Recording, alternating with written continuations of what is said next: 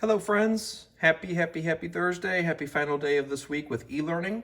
We are going to end the week off with just looking at a visual model here today about mixed numbers. So the name of the game today is going to be all about mixed numbers. Today's date is Thursday the 16th, 2020, and our IXL assignment at the end of this will be P4. A definition that I'd like to share with you all here about mixed numbers is this. Mixed numbers can be defined as a combination of both wholes and parts of wholes. So a mixed number is going to be a combination of both wholes and parts of wholes. And we know that a whole number is, three whole numbers.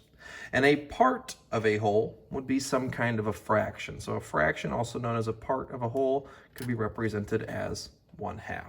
We're going to learn today how these wholes and these parts of wholes can be mixed together into a mixed number. It's a mixture of both. Notice that I have the mix underlined to match with mixed numbers. A mixed number is always greater than one whole. It's always going to be bigger than just one whole one whole pizza, or it's going to be always bigger than just one whole pie, always bigger, and that they have a special relationship with improper fractions. And we actually learned back in my classroom how I can switch an improper fraction to a mixed number, and how I can switch a mixed number into a improper fraction, okay? So let's use a quick model here to get us started. Hopefully my toaster's not in my way again. I'm gonna move that guy out of my way. Okay, a model. So looking here, just like the work we did a couple of days ago, I can take a look at this model and understand that there are a total of two parts, a denominator of 2, and that both of them have been used. One part and 2 parts have been shaded in. 2 halves. I have all of the pieces here. A fancier way to say it, a more educated way to say this, the more proper way to say this, instead of saying 2 halves, generally you're going to hear somebody say 1 whole. Okay, 2 halves is the same thing as 1 whole. You may even heard somebody just say 1. So 2 halves is the same thing as 1 or 1 whole. This model here looks pretty similar. Draw my line for my fraction. I can understand and see that I have a total of 2 pieces, but only one of them has been shaded in. Unlike this one, both are shaded in down here. This just one has been shaded in. So this fraction is represented as 1/2. There's no other way of saying it. I could write out the term 1/2, but 1/2 is not quite 1 whole. It doesn't have all the same pieces. How this connects back to a mixed number is the fact that I can take a look at a model like this and I can create a mixed number. All I've done here is taken this model, and I just put them next to each other. Understanding here that I have got 1 whole here, 1 whole of these bricks put together, and then just half of the other one. This can be represented 1 whole and 1/2 as the mixed number 1 and 1/2. So a mixed number is where you got that combination of a whole number and a mixed number, and they are put together, okay? Pretty easy stuff. I've taken these 2 different things and essentially I've just smashed them together. So the work that we're going to be doing today is going to be looking more like this, and I'll zoom out just a smidge to get you guys started, okay? Now, something that this website does not do is signify the different questions. Oops, that should be a 5 as we go down, okay? So let's take a look here. Let's do an easy one first. Let's take a look at the second problem. Let me zoom in on that one for you guys.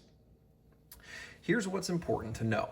First, I need to figure out what that denominator is. How many pieces are each of these little squares cut up into? Well, I can count and see that even though they're all separate groups, each one of these is cut up into 3 equal pieces. So my fraction, my denominator is going to end with the number of pieces that these are put into, okay? Let's figure out how many whole, let's call these, what's a square? These kind of look like a Kit Kat bar to me. Those 3 pieces put together, break them apart, you got yourself a Kit Kat. Let's take a look here. All 3 of these 3 are shaded. That gives me 1 whole Kit Kat bar. 2 whole Kit Kat bars, 3 whole Kit Kat bars, okay? And then just a part of my next whole here.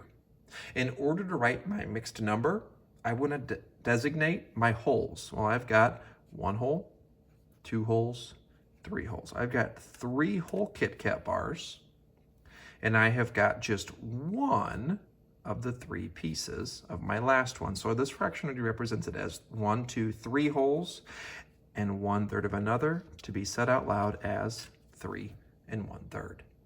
Okay? Taking a look here, we'll go to another one, and then I'm going to have you guys get started. Let's go ahead to a easy one down here. Let's take a look at this one. Okay?